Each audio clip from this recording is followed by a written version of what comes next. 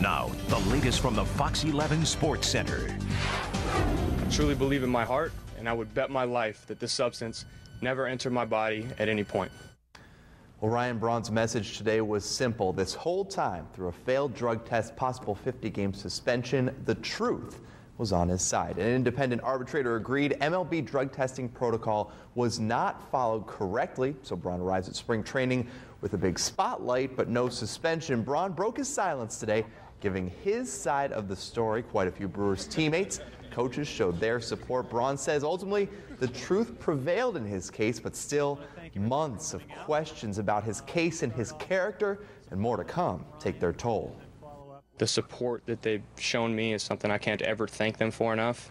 As I said earlier, when you go through a situation like this, where everything you've ever worked for is called into question, you truly see who your true friends are, you see who actually believes in you, you see who truly supports you, and every one of these guys have been there for me. And one of my biggest regrets about having gone through this whole situation is that I can't ever get that time in my life back. It should have been an amazing time in my life.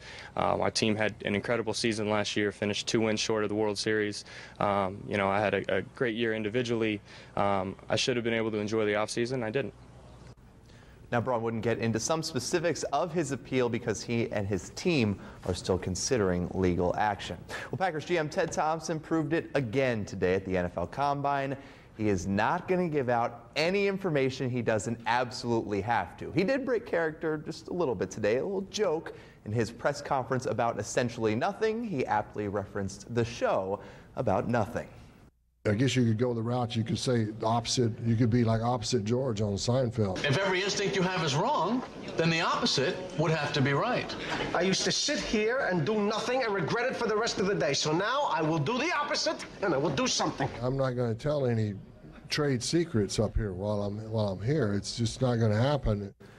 All right, so no opposite Mike either at the Combine. Still some answers out there from the Packers higher-ups. One big question, what are they going to do with backup quarterback Matt Flynn? Now, the Packers could put the franchise tag on Flynn, try and trade him. They didn't franchise tag Jermichael Finley after all.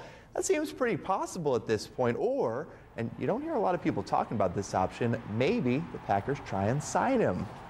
Our policy is to try to keep all of our players, so we'd like to try to keep all our players. So I'm not going to stand here and tell all the 31 other teams what I think about Matt Flynn. He's earned this position that he's in. In my opinion, he's ready to be an NFL starter. That's just my opinion. So, you know, the business side of it will take care of itself. If I was at a club and was looking good for a good young quarterback, he's definitely someone I'd talk to. Well, high school sports now. The Bay Area Ice Bears girls hockey team tonight eliminated in the state quarterfinals 3-2 in overtime by Kettle Moraine. Still congrats on a great season. Individual state wrestling semifinals today, finals tomorrow. This is Division I 113. Robert Lee for Kaukauna would win by pin. He is going to the state finals. Moving into Division II, 160-pound division. Jackson Fox from Wrightstown dominates his match, wins it by major decision. Fox moving on to the state finals, and we have a complete list of the state qualifiers going to the finals on fox11online.com. To hoops, rivalry in Appleton, North and East boys facing off. This is Mike Lukasiewicz for North laying it in off the glass. Sam Mater for Appleton East, the big guy showing some soft touch down low. Little fadeaway gets it to drop. The Lightning were good on this night. Trey Sonleitner showing off the post moves, pump fake, and a tough finish. North is on to get the win, 42-35. On the girls' side, same two teams. Appleton East looking to clinch the FEA title. This is Aubrey Scott right here hitting the triple for the Patriots. Looking good. Then Mallory Christensen showing a lot of these Appleton East ladies have range. Dropping the three. Lightning would not go away. Made this a tough game for the number 5 ranked team in our Fox 11 top 11. That's a 2 underneath for Jordan Dudley. But East goes on to get the win, 45-41, clinching the outright FBA title. All right, college, St. Norbert women taking on Carroll in the semifinals of the Midwest Conference Tournament. Krista Pelkey, conference's leading scorer, tickles the twine right there. But the Pioneers, a huge game from Janelle Grower. She goes off for 30 points. And the Green Knights, they beat Carroll, the same Carroll team by 51 just 2 weeks ago. Not enough tonight. They fall 61-60. And finally, taking a look at the sturgeon numbers from today as we head into the final weekend.